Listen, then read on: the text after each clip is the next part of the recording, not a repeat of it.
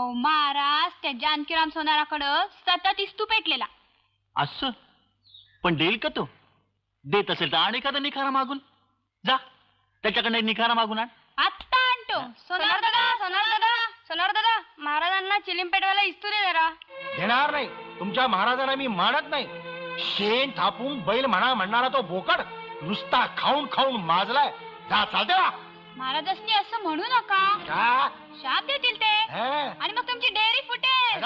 म्हणे डेअरी फुटेल. अहो बघा क्यो, काय झालं वरडायला? चिंचवणी नाचलेत क्यो. हा, किड पडलं त्यात. तुला पडलं? हा, चिंच चांगली घेतली होतीस ना तू? तर मी असं कसं झालं? आता ते मला तरी काय माहित.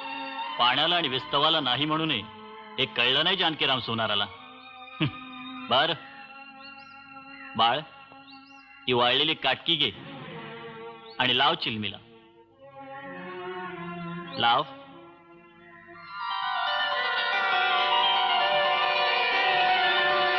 चला, चिलीम तर पेटली, पण सोनार दादा. नळी फुंकली सोनारे, इकडून तिकडे गेले वारे.